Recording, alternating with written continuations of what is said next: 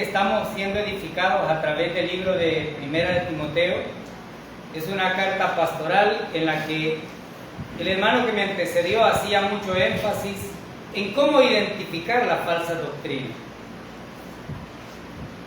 Hoy por hoy podemos tener la certeza de que la falsa doctrina está en las redes sociales, en la televisión, y cuando usted enciende su teléfono, porque no podemos ignorar que todos tenemos un teléfono, lo primero que aparece son ese tipo de cosas. Pero ¿cómo diferenciar aquello que es falso de aquello que es auténtico? Pablo estaba interesado en que en esa sociedad tan grande como era Éfeso, una urbe que tenía un problema grande de idolatría, porque veneraban a la diosa Artemisa, creyendo que esta era la diosa de la fertilidad, y probablemente hacían cuantas atrocidades estuviesen. Sin embargo, Pablo advierte sobre la importancia. Cuando una persona ingresa a trabajar a un banco, lo primero que le enseñan es a identificar un billete falso de uno verdadero. Nosotros a veces pasamos desapercibido eso, pero Pablo, interesado en la verdad absoluta que solamente está en Cristo, dice, es importante tenerlo claro. Aquí la pregunta es, ¿tenemos claro realmente cuáles son las doctrinas fundamentales de la Iglesia Bautista de Emaús?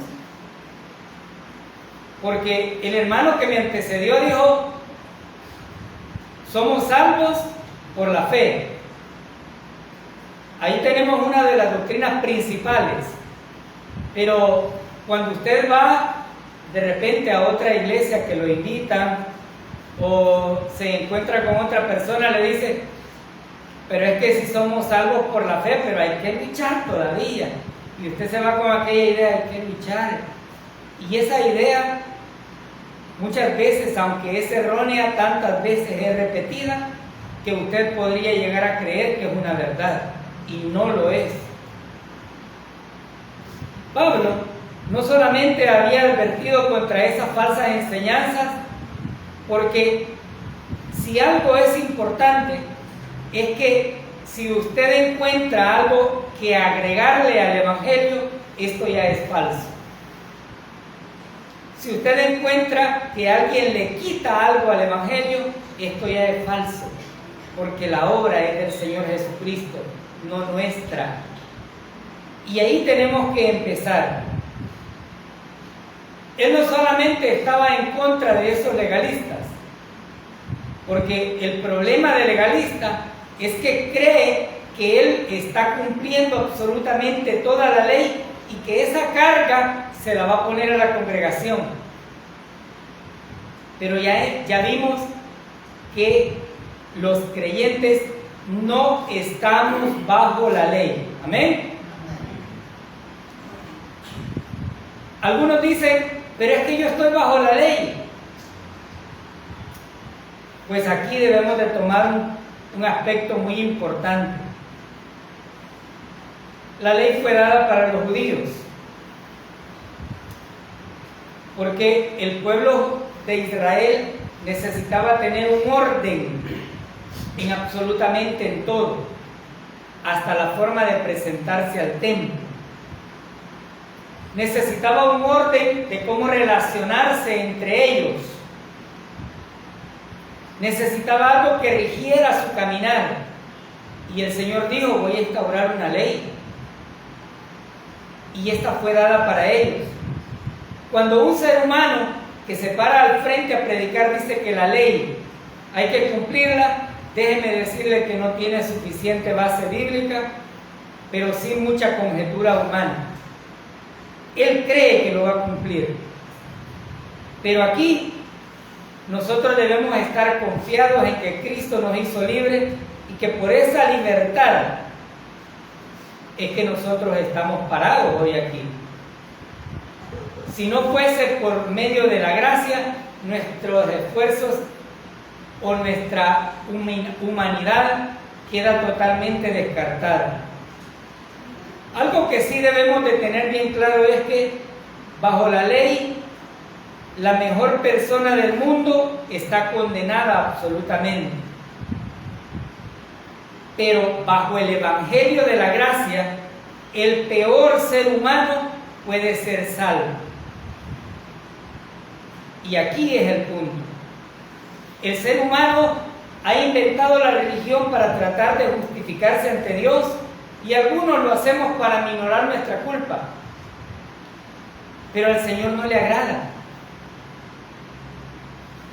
Y aquí hay una razón más importante por la cual podemos garantizar que nadie puede ser salvo por la ley. Porque el Señor, Jehová, requería un estándar perfecto. Y ninguno de los seres humanos reuníamos esa característica. Ni siquiera la reunimos. Aun cuando hayan personas que digan que el que se para enfrente no peca, al contrario, el que se para al frente es el que más peca. Pero nadie podría tener los estándares que el Señor tiene. Y Romanos capítulo 8, versículo 8 nos dice: y los que viven según la naturaleza pecaminosa no pueden agradar a Dios. Es decir, los que no tienen el Espíritu Santo, no podemos. Es más, aún teniendo el Espíritu Santo, nosotros no podríamos agradar a Dios con nuestras buenas obras. De nada servirían, porque los estándares que el Señor puso están superiormente a lo que nosotros podemos hacer. En las enseñanzas del domingo anterior quedamos claros que las buenas obras no pueden producir la salvación, pero la salvación sí puede producir buenas obras. Nosotros no somos salvos por las buenas obras, pero sí hemos sido salvos para realizar buenas obras. Aquí debemos de tener claro esto, porque a veces decimos,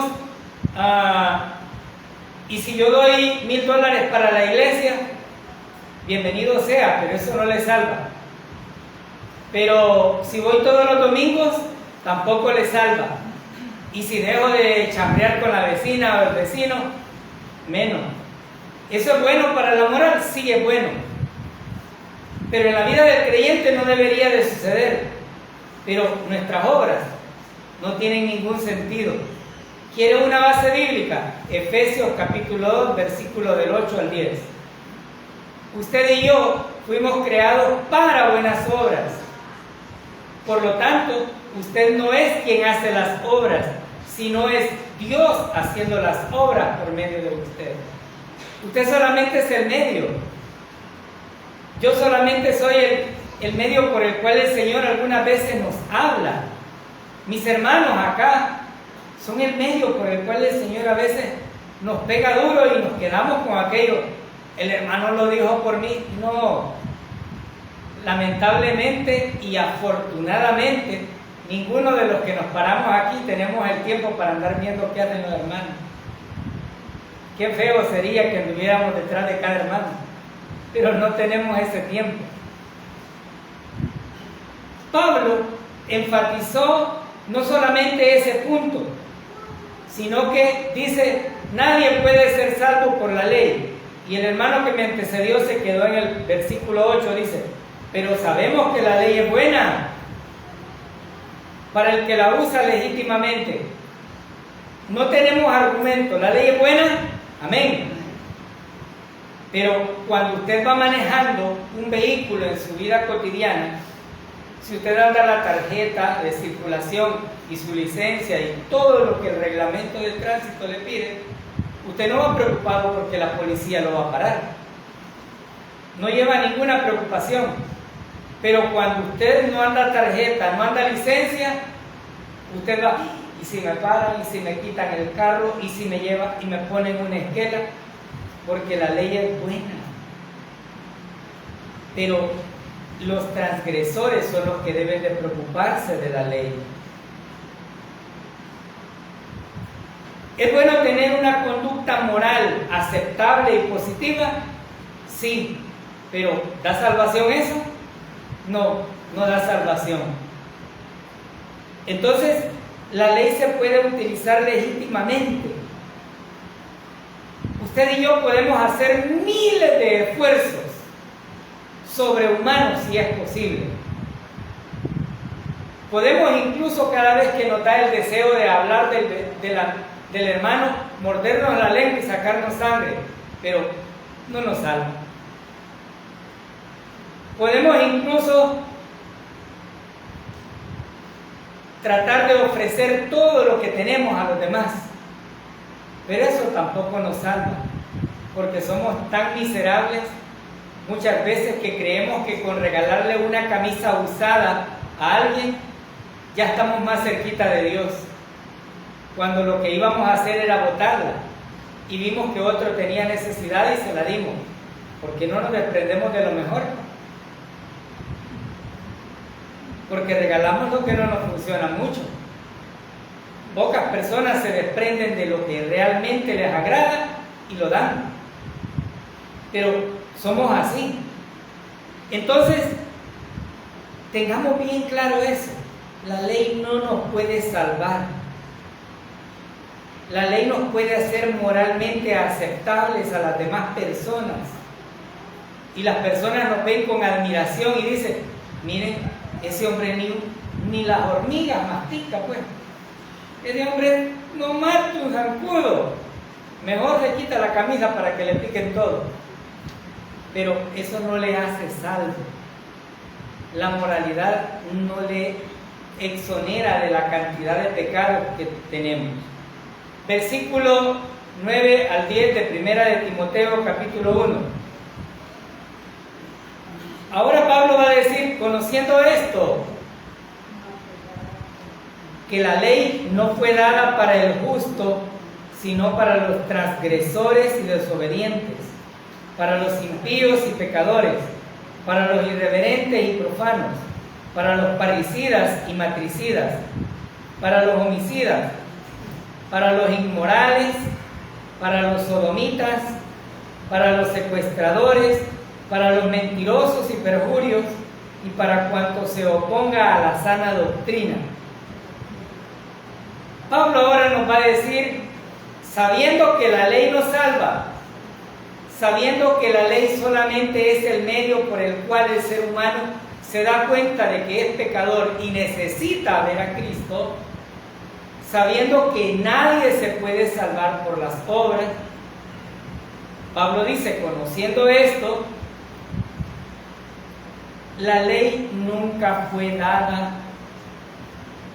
para los justos. No les genera un descanso enorme esto. Imagínense qué carga pudiésemos andar. Pongámonos por un momento a pensar que le dijeran, usted tiene que aprenderse la ley.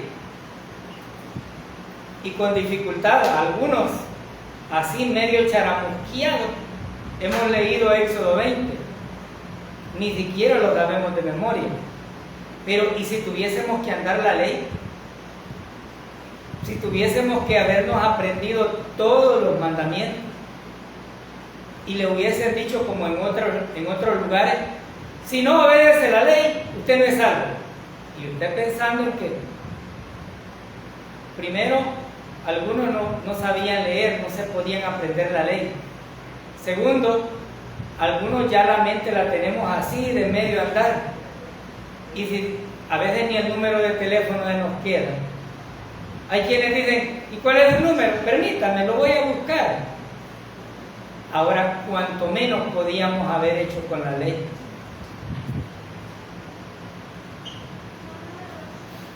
Una persona que haya sido declarada justa por el Señor Jesucristo, no es aplicable la ley a este sujeto. En este mundo,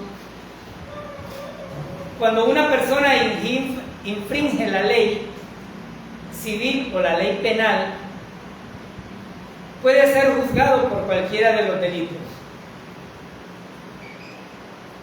Pero una vez ha sido juzgado por un delito, no puede volver a ser juzgado 2 veces por ese mismo delito.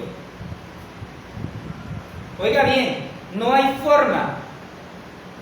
Si alguien es acusado de que mató a una persona y el juez le comprueba lo contrario, que no ha asesinado, ya no puede volver a ser juzgado por ese mismo delito.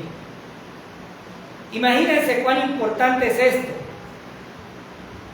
Usted y yo somos pecadores, amén. Pero vino Dios Todopoderoso y dijo: no hay nada que esta humanidad pueda hacer.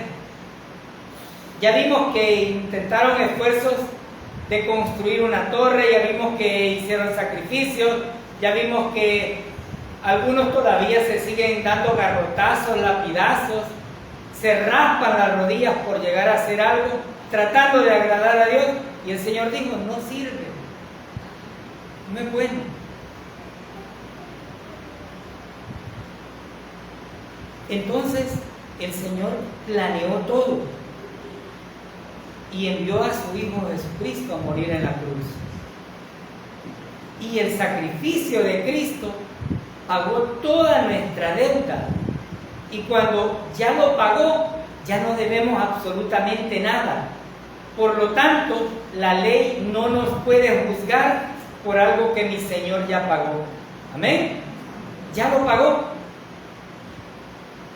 Usted me dirá: pero sigo pecando. Sí. Muchas veces somos pecadores acérrimos en algunas cosas. Mentimos a veces sin ninguna necesidad. Pero el Señor tuvo tal consideración que nos dejó una puerta. Y qué maravilloso es saber que si nos equivocamos en nuestro caminar diario, podemos llegar al trono de la gracia confiados y decirle: Señor, aquí vengo a confesarte que pequé. Porque hay iglesias también que hasta de ese versículo sacan una doctrina falsa y dicen: ya ven, hay que confesarse. Sí, pero la Biblia no está diciendo que con otro ser humano. Porque quien abrió por completo el trono de la gracia fue Cristo, no fue un ser humano. Pues ahora el Señor nos declara justos. Pero, ¿cómo es eso de declararnos justos? Bueno, el Señor dijo que somos inocentes, porque Él pagó la deuda. En el momento en que la pagó, nosotros quedamos exonerados por completo. Y algunos todavía siguen creyendo que hay que pagar algo. Vayamos a Romanos 3:24. Veamos que no hay forma de pagar, porque el Señor no le interesa ni su dinero ni su actuar de obra. Pablo apela nuevamente al conocimiento y dice: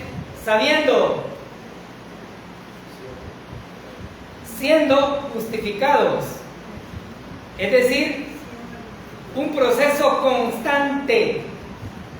Justificados, ¿cómo? ¿Cómo dice tu Biblia, hermano? Hay que pagar algo. Gratuitamente. Gratis. Yo no voy a pagar absolutamente nada. ¿Quién me justificó? La gracia, dice ahí. Por su gracia, por la redención que es en Cristo Jesús. Es gratis. Entonces puedo hacer lo que yo quiera. Momento. Como dicen los gringos, wait a moment. No es para eso.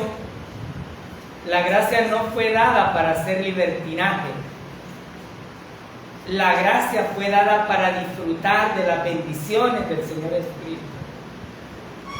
Para eso fue dada. Pero ahí cerquita, vayamos al versículo 28, Romanos 3:28. Por si todavía hay duda de la ley. Así que concluimos que el hombre justificado por fe, ¿sin qué?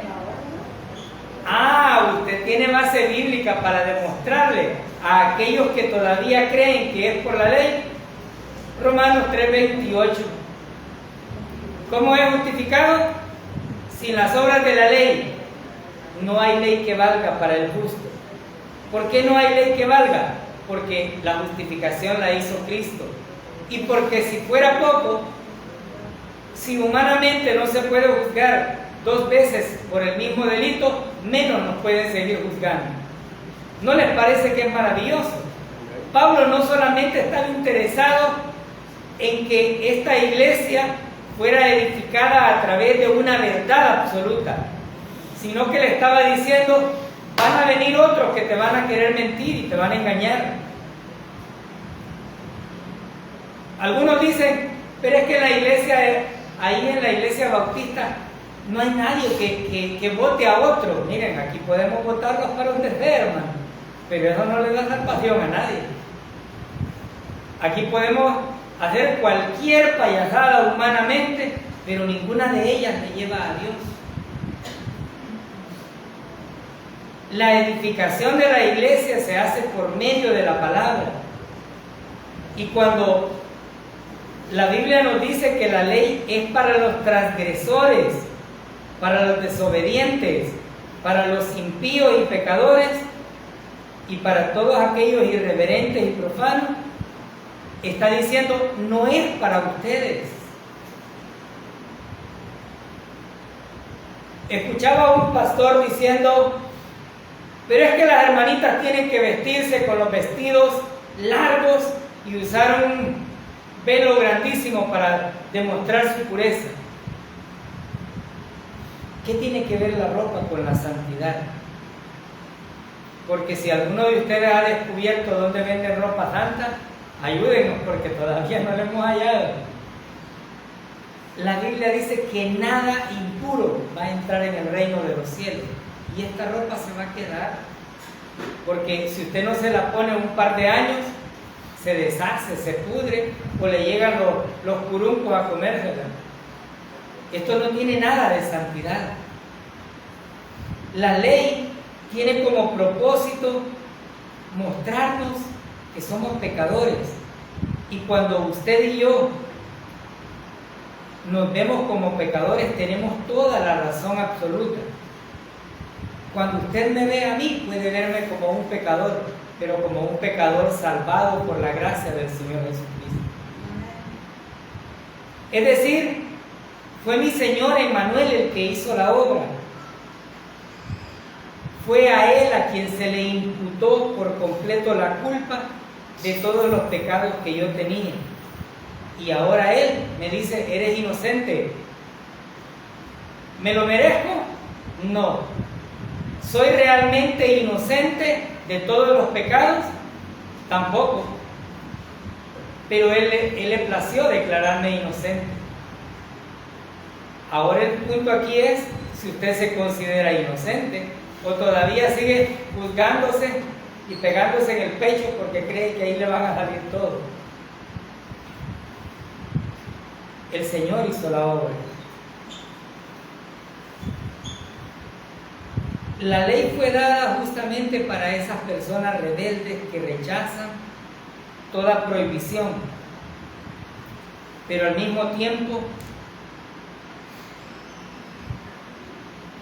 esa misma ley ha venido para muchos a ser una piedra de tropiezo, porque cuando llegan a donde se predica la gracia dicen: no, pero es que yo debo de hacer algo.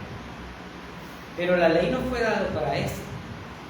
Por el contrario, la gente debe de saber que la posición que el Señor Jesucristo nos ha dado es por su gracia. Cada uno de los creyentes está llamado a tener un nivel de vida diferente, pero eso no nos exime de que no pecamos. Por el contrario, siempre estamos pecando. Como dije al inicio, los estándares de Dios son perfectos. Y eso me lleva a recordar a aquel joven rico que dijo: Señor, ¿qué debo de hacer para heredar los reinos de los cielos? Y le dijo, cumple la ley. Y le dijo, todo eso, papá, yo lo he hecho. Y el Señor vio que en su corazón había la codicia. Y le dijo, vende todo lo que tienes y entrégaselo a los pobres. Agarra camino porque nadie quiere desprenderse de eso. Algunos creen y continúan haciendo en este tiempo que sí cumplen la ley.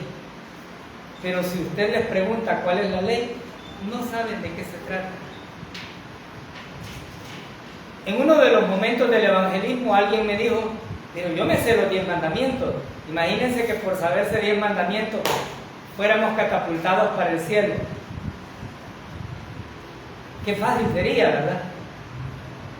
Pero todavía es mucho más fácil, porque lo único que necesita hacer es creer. Esa persona me dijo, yo me lo sé. Y le dije, ¿y lo cumple? Ay, es que sí, es que humanamente no hay forma de hacerlo. Es por eso que es gratis, es por eso que es la obra de Cristo, es por eso que miramos a Él, no a los seres humanos. Cuando un ser humano trata de justificarse a sí mismo, le está pegando bofetadas al Señor Jesucristo, diciéndole, sos mentiroso. Porque Juan 1.10, ¿qué dice? Primera de Juan 1.10, el que dice que no tiene pecado, le está diciendo al Señor, pero yo doy tanto. Imagínense un bicho hablándole al Creador de su santidad. ¿Qué sentido tuviese?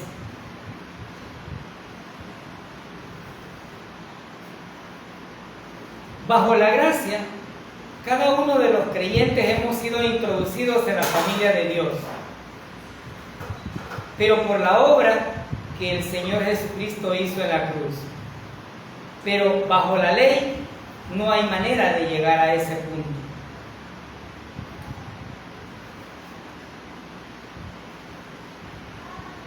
Una de las cosas importantes durante esta carta es que Pablo no quiere pasar desapercibido ninguno de los pecados para dar a conocer y justificarse para que la iglesia a la cual Timoteo ministra entienda que no es la ley. Y en el versículo final dice, todos aquellos que se oponen a la sana doctrina, para ellos es la ley. ¡Wow! Cuando yo veía esta parte del versículo me quedé pensando y dije, ¿cuántas personas hay alrededor del mundo que se oponen a la sana doctrina? ¿O cuántos creen que lo que enseñan es una doctrina sana? Porque cuando usted escucha las predicaciones, todo el que enseña dice, esta es la sana doctrina. Y aunque le toque estar bailando encima de los billetes, y aunque los patee y haga lo que haga, pero para ellos esa es sana doctrina. Pablo no solamente estaba interesado en descartar cualquier situación humana que llevara a creer a la iglesia completa que todos sus esfuerzos tenían una recompensa. Si esto se trata de la salvación, porque alguien dirá, pero ¿y todo lo bueno que yo hice después de que creí? No, eso es otro rollo, ese es otro tema a tratar. Pero para la salvación usted no necesita absolutamente nada más que creer en la obra del Señor Jesucristo en la cruz. Esa es total y completa. Hasta aquí vemos cómo la ley sí nos va mostrando y nos va conduciendo al Señor Jesucristo. Ahora Pablo nos quiere mostrar parte de su testimonio, no porque el testimonio de una persona sea esencial en la vida de alguien, sino por lo que Dios hace en la vida de esa persona. Vayamos al versículo 11. según el glorioso evangelio del Dios bendito, que a mí me ha sido encomendado. Pablo dice: ahora que ya les hablé y les aclaré que la ley no tiene nada que ver,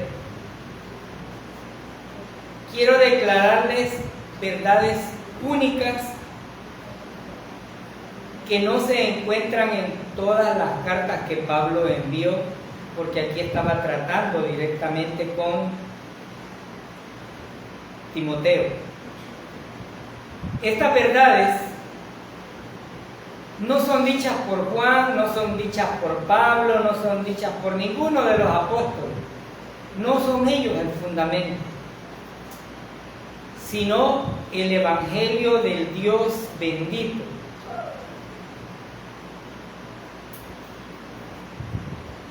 Cuando una persona desde el púlpito dice que puede salvar a alguien o ganar almas para Cristo, está diciendo que Cristo no puede hacer la obra. Pero tengamos claro algo: ningún ser humano puede salvar a otro ser humano. Es más, ni los que paramos aquí podemos garantizar que nuestros hijos sean salvos si no hemos instruido en el evangelio. Porque ellos deben de saber que no es papá y mamá quien les va a salvar, sino Cristo el que hizo la obra en la cruz. Y este es el punto. Pablo está dando testimonio de que es el bendito evangelio, el evangelio del Dios bendito el que salva. No hay más. Pero al mismo tiempo Pablo está diciendo que ese evangelio es bendito. Y es bendito porque viene de la bendición de Dios. ¿Qué hubiese sido de nuestras vidas si tuviésemos que batallar con la salvación? Si, como algunas iglesias dicen, sí, la salvación es por fe, pero ahora usted tiene la salvación, váyase. Pero si ya pecó, la perdió. Y volvió a pecar, perdió. Hermano, ¿qué sería de la vida del creyente? Si cada vez que pecamos tuviéramos que volver a decirle al Señor: perdóname, Señor, yo quiero volver a ser salvo. Hoy otra vez, hoy otra vez. No, la salvación es absolutamente el regalo de Dios, y una vez se la ha dado, el Señor lo toma como hijo, lo inscribe en el libro de la vida y ahí está permanente. Por eso Pablo dice, siendo una acción constante. Pero el punto aquí es, ¿qué es el evangelio? Porque la gente dice: ah, sí, son las buenas noticias. Vayamos a la primera carta de Corintios, capítulo 15, versículo del 1 al 4. Porque usted necesita base bíblica. Usted necesita saber que hay un versículo que sustenta el evangelio. Y que no solamente va a llegar a decir: ah, es la buena noticia. No. Versículo del 1 al 4. Además os declaro, hermanos, el evangelio que os he predicado, el cual también recibisteis, en el cual también perseveráis, por el cual asimismo, si retenéis la palabra que os he predicado, sois salvos. Si no, creísteis en vano. Porque primeramente os he enseñado lo que asimismo recibí, que Cristo fue muerto por nuestros pecados conforme a las Escrituras, y que fue sepultado y que resucitó al tercer día conforme a las Escrituras. Ese es el evangelio. Porque quien merecía morir éramos nosotros. Porque quien merecíamos todo el castigo éramos nosotros. Pero fue Cristo el que pagó. Por eso es que se llaman buenas noticias, porque Usted y yo no morimos. Usted y yo solamente recibimos el regalo de la salvación. Pablo dice, ese evangelio del bendito Dios ha sido encomendado. Wow, cuando yo vi esto, me quedé pensando por un rato y dije, y solo a Pablo fue encomendado.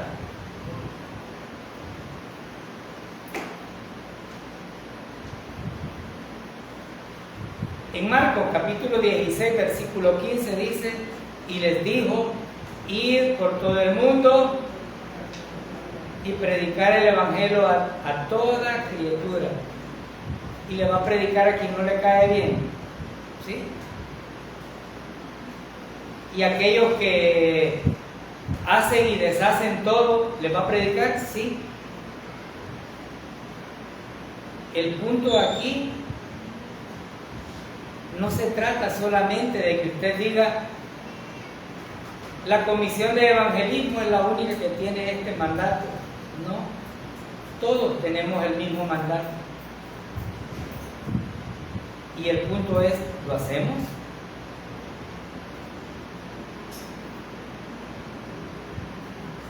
Con el avance de la tecnología y tantas plataformas que hay a través de las redes sociales, se ven a jóvenes hacer bobadas, bailando semidesnudas, brincando, haciendo tonteras, pero muy pocas personas se ven predicando el evangelio. Nuestra juventud y la mayoría de nosotros tenemos buen dominio de las redes sociales, pero no dedicamos ni siquiera un minuto a crear un texto bíblico y a sustentarlo o a explicarlo para regalar la salvación a aquellos que no la tienen. Marcos se le fue encomendado decir, tienen que predicar. El llamado no es únicamente para Pablo. Y Pablo estaba diciendo, a mí se me fue encomendado.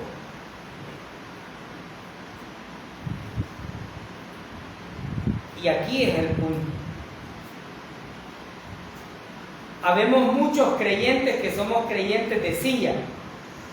No, es que mi ministerio es la silla y algunos ni nos cambiamos de silla, hermano.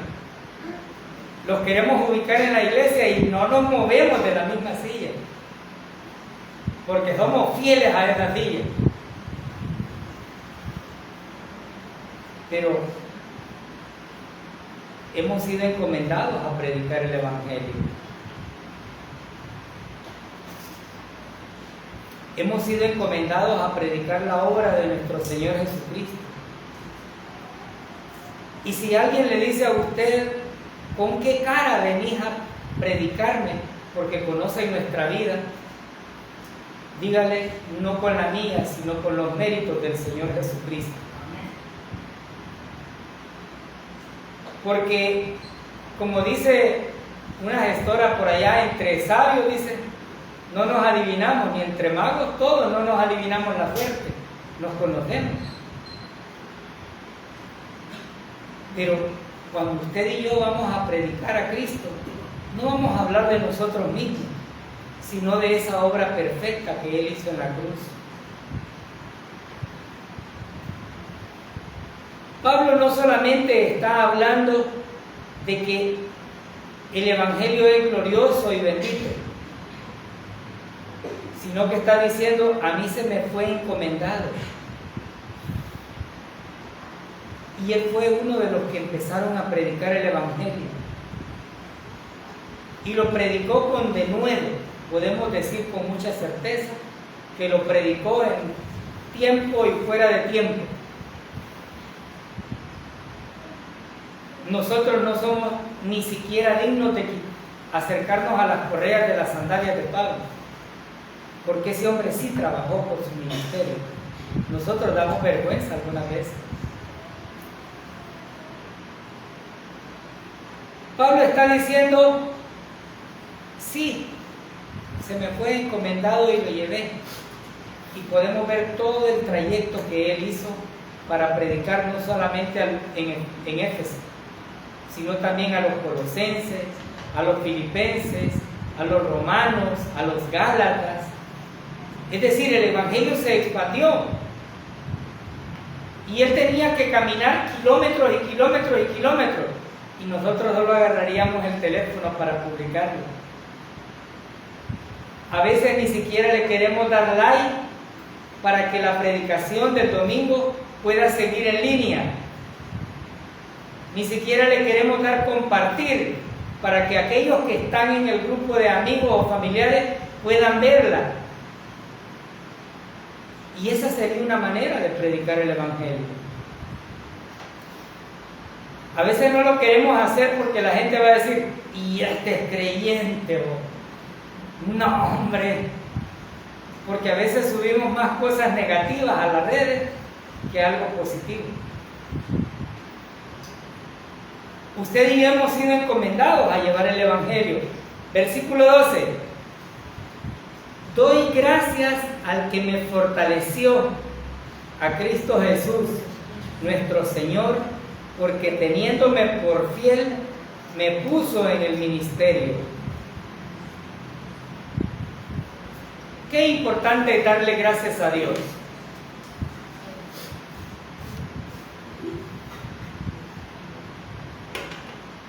Habemos muchos que se nos olvida a veces y creemos que nuestros esfuerzos son lo suficientemente buenos y se nos olvida que absolutamente todo cuanto recibimos es por la gracia de Dios. Pablo dice, doy gracias a Cristo Jesús, y al hacerlo está enfatizando el señorío del Señor, porque Él es el que da la fuerza, Él es el que da toda la fortaleza que el creyente necesita para seguir adelante. Humanamente, cuando yo llego a eso de las 5 de la tarde, después de haber subido el cerro y haberlo bajado, que es el lugar donde trabajo, las rodillas ya no quieren. Y algunas veces digo, nah, otro más, pero es ahí donde el Señor da la fortaleza. A veces cuando dispongo a leer algo, nuestros ojos le hacen así, como que anestesia nos pusieran cuando alguien abre la Biblia. Pero en el teléfono, viendo las redes, no nos da sueño y podemos llegar a las 10, 12 de la noche. Pero cuando se trata de la Biblia, hermano, deberíamos quedar a ponernos palillos así para que eso funcionara. ¿No les parece que ese ministerio ha sido encomendado y debemos de darle gracias a Dios? Porque hoy nos llamamos salvos, pero no por nuestros méritos, no por ser inocentes.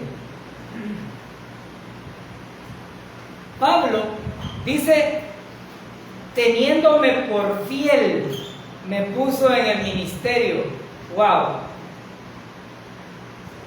Pregunto, hermanos, ¿ustedes conocen cómo llegó Pablo a ese ministerio? ¿Les parece que había fidelidad en él? No, no había. No había. Había perseguido a la iglesia, había participado en la muerte de algunos creyentes, había blasfemado contra el Señor Jesucristo, y aparte de eso, había confabulado con los reyes pidiendo cartas para que él pudiese manifestarse y decir, démosle a todos. Ahora les pregunto, humanamente no tenía ninguna fidelidad, pero el Señor ve aquello que hay en nuestros corazones y en nuestra mente que aún nosotros no podemos ver. Si usted quiere encontrarle defectos a la vida de Pablo, puede hacerlo. Usted quiere encontrar defectos en la vida de cada uno de los creyentes, puede hacerlo. Pero el Señor es quien nos vio fiel. Saben que si esa fidelidad no estuviese en Él, yo no tuviera valor de pararme aquí. no lo hiciera, porque no somos fieles, pero Él sí es fiel. Y la fidelidad que Él ha puesto en nosotros es la que nos sustenta. Cuando Pablo está argumentando estos versículos, no solamente está llegando al punto en el cual él sintió la fortaleza de Dios, sino que además le dice: Él me tuvo por fiel. Él no se está dando ninguna jactancia. ¿A quién le está dando los méritos? A Cristo. Pablo no está diciendo: véanme, yo soy fiel. No, para nada. Y cuando está hablando acerca de ese servicio que estaba haciendo, estaba dando a conocer que usted y yo somos servidores del Señor. Porque el uso de la palabra era diácono, que significaba servidor. Pero usted me podrá decir: yo no soy diácono. Sí, pero usted está llamado al ministerio del Señor. Usted está llamado a predicar. Y cuando usted predica es un emisario del Señor. Y cuando usted no predica, usted se está guardando para sí las cosas y está renegando de lo que Dios le ha encomendado. Veamos qué más se presenta Pablo en su ministerio. Versículo 13. Habiendo yo sido antes, ¿qué? Blasfemo, perseguidor e injuriador, pero fui recibido a misericordia porque lo hice por ignorancia en incredulidad. ¿Había mérito? No. Al contrario, todo era para que dijeran que se condene. Y aquí hay un principio importantísimo que aprender. Aquellas personas que creen que porque tienen un pecado que les dijeron que era imperdonable, porque asesinaron, porque criticaron, porque robaron, Pablo les dice: yo era blasfemo, era perseguidor, era injuriador, pero fue recibido ¿a qué? A misericordia.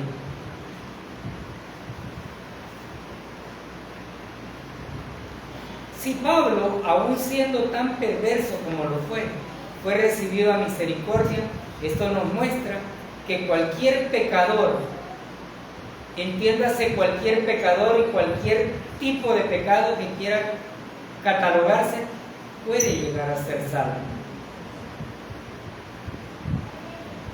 Que fíjense, hermano, que yo tengo una lengua que barro, chapeltique y todavía me sobra para seguir hablando.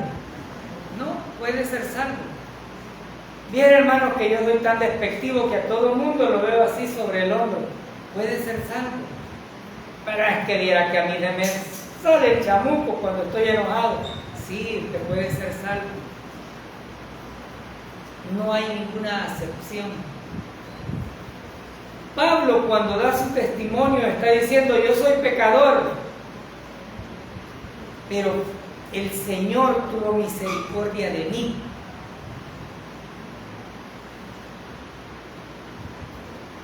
Usted y yo no hemos sido salvos por ningún mérito, hemos sido salvos por la misericordia. Y seguimos nuestro caminar firmes, confiados en que el Señor Jesucristo es quien nos sostiene. Pero cuando nos equivocamos, llega la misericordia de Dios a nuestras vidas otra vez. ¿Qué sería de nuestras vidas si el Señor no tuviese misericordia? La Biblia nos dice que Él es rico en misericordia y que cada día son nuevas. Es decir, yo me terminé las 24 horas de misericordia ayer y ahora tengo otras 24 horas, hermano. ¿No les parece maravilloso eso? Ayer hice burradas y todo, y las misericordias llegaron y luego se renovaron otra vez. Este versículo 13 no está hablando justamente el apóstol por ignorancia o incredulidad. Él está diciendo, tenía un problema. Muchos de los que estamos aquí teníamos un problema grande porque aprendimos mal. Muchos salimos de otra iglesia donde nos decían, tenés que ir a confesarle al Padre y tenés que sacrificarte y tenés que rezar tantos Padres Nuestros, tantas Ave María, tantos credos, y usted se quedaba y decía,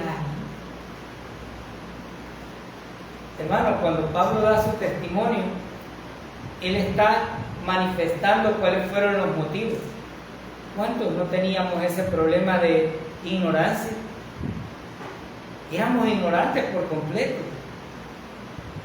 Yo les digo a mis hijos, bendito Dios que a ustedes les permitió nacer en una iglesia evangélica donde la palabra de Dios se predica. A mí me tocó botar todas las tonteras que había aprendido. Y no me arrepiento de haberlas botado, porque las hice en el nombre del Señor, porque no eran mías, eran las humanas. Entonces Pablo se declara un perseguidor, pero también se declara salvo por misericordia. Y esto es lo que el Señor nos manifiesta esta mañana. Pero también debemos de tomar en cuenta que cuando pecamos hay consecuencias que nos van a perseguir. Usted me dirá, entonces hermano, como ya soy libre, la ley ya no me puede condenar, puedo hacer lo que quiera. Un momento, tenga cuidado, las consecuencias le siguen. ¿Tuvo consecuencias Pablo por lo que hizo? Sí, tuvo. Llegó un momento en que le dijo, Señor, yo quiero que me quites esto, mira cómo me fago en el ministerio. ¿Qué le dijo el Señor?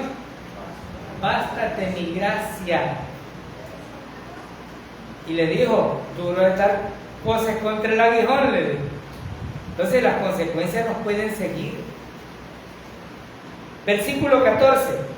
Y la gracia de nuestro Señor fue más abundante con la fe y el amor que en Cristo Jesús. Wow, cuando yo vi esto dije, o sea que para algunos hay más gracia que para otros. ¿O no? ¿Sí? ¿Cuántos esta mañana nos paramos y le dijimos gracias a Dios porque me paré, porque estoy vivo? Pues usted tiene gracia sobre gracia. Es salvo y le permitió pararse, le permitió hacer las actividades que corresponden. Pero ¿cuántos ya no lo tuvieron? ¿Cuántos se quedaron postrados en una cama y lo único que les quedó es el resentimiento de la enfermedad? Pablo dice, fui salvo por gracia. Y Pablo nuevamente vuelve a enfatizar.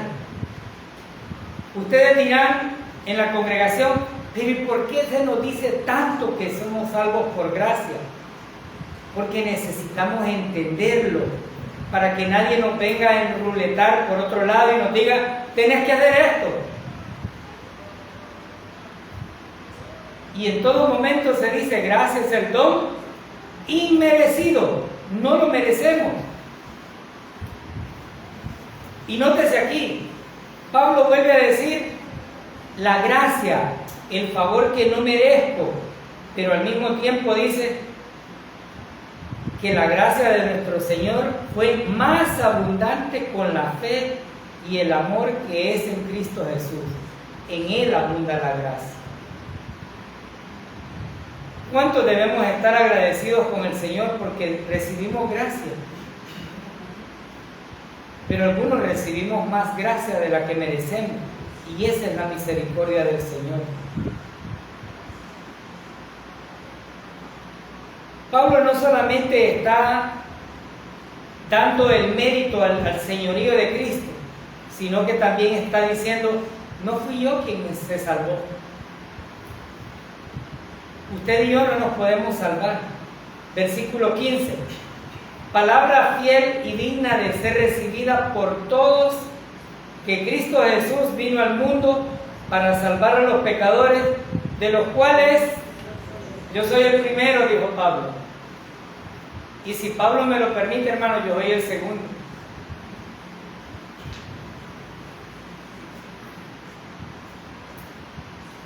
Pablo continúa diciendo palabra fiel de ser recibida. Es decir, la fidelidad es de la palabra, no de los argumentos humanos. Algunos dicen, es que el papel aguanta de todo lo que le ponen. No es cierto.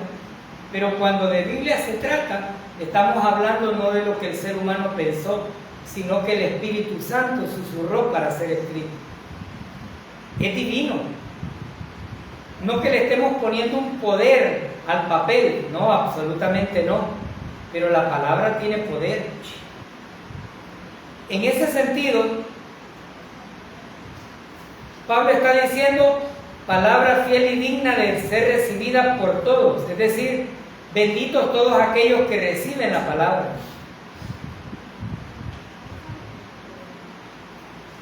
Porque por ahí circulan en las redes sociales algunas situaciones donde le preguntan a la máxima autoridad de la Iglesia Católica, ¿y por qué es que vino el Señor Jesucristo? Yo no sé si es inteligencia artificial o qué, y él dice, la verdad no lo sé, dice, no sé por qué vino. Pero que una autoridad de una iglesia diga que no sabe por qué vino Cristo, está llevando a todos a la perdición y está mostrando más ignorancia que cualquier otra cosa. ¿Qué dice aquí? ¿Por qué vino? Que Cristo vino al mundo para salvar a los pecadores. El Señor no vino a mostrar cómo vivir una vida humildemente, aunque lo hizo. El Señor no vino a mostrar cómo tener mansedumbre. No, Él no vino, ni siquiera venía con el propósito de sanar. Pero su ministerio fue avanzando de esa manera. Él vino para salvar a los pecadores. Y Pablo, nótese, se sitúa a nuestro lado. Pablo no dice, vino a salvarlos a ustedes, pecadores. No, Él se cuenta como pecador.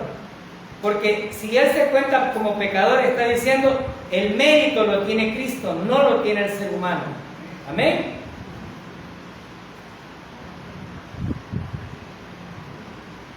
Pablo no solamente nos ha dado un testimonio muy certero alrededor de lo que realmente recibió, sino que además nos está mostrando cómo dar el testimonio. Cuando usted dé un testimonio, hable sobre lo que Cristo ha hecho en su vida, pero no lo que usted ha hecho.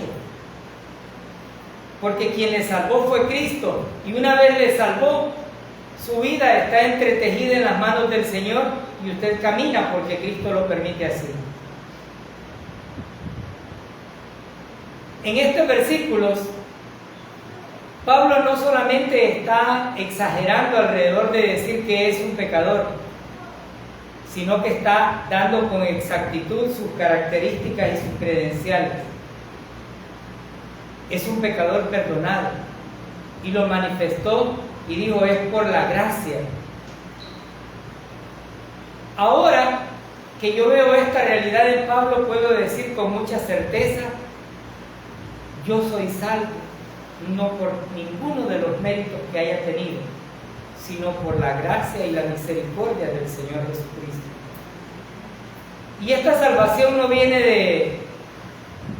de ningún ser humano, viene del Señor, porque Él es quien merece la honra y la gloria. Toda la palabra fiel y digna que Pablo está hablando es la que hace digna a la persona, que obviamente recibe el Evangelio y se apropia de él. Porque hay muchos que reciben el Evangelio y cuando usted les pregunta, Y si muriera hoy, ¿dónde iría? Al cielo. Pero le dijeron eso porque a lo mejor quieren que se vaya rápido, pero no porque realmente lo hayan creído en su corazón. ¿Por qué lo digo? Porque muchas veces yo recibí el Evangelio antes de venir a la iglesia. Y cuando me decían, ¿y podemos orar por usted? Sí, digo, ore. Pero yo vi la misericordia del Señor en mi vida. Vi la obra que Él quería hacer. Yo no soy fiel, pero su fidelidad se manifestó. Y cualquiera que sea el pecado que un ser humano tenga, aquellos que nos ven por internet, no hay pecado grande, no hay pecado pequeño. Las manos del Señor Jesucristo siempre están abiertas para todos aquellos que creen en su obra. No necesita la ley, no necesita ni siquiera llegar a una iglesia y decir yo quiero ser salvo. No, desde donde está puede confiar su vida en ese sacrificio que el Señor Jesucristo hizo en la cruz. Y si cree que Cristo murió por sus pecados, que fue sepultado y que resucitó al tercer día y que pagó toda su deuda, entonces es salvo. Y usted puede tener ese ministerio de ir a predicar el Evangelio a las demás personas. No vamos a quedar hasta aquí. Pablo nos ha instruido mucho alrededor de cómo debemos de serlo. Nos ha advertido sobre las falsas enseñanzas. Y cada uno de nosotros debe pedir el discernimiento al Espíritu Santo para que cuando haya una falsa doctrina podamos identificarla y apartarnos de ahí. Que Dios bendiga su palabra. Amado Padre Celestial, Dios Todopoderoso, gracias Señor, porque ¿qué sería de nuestras vidas sin su gracia y sin su misericordia?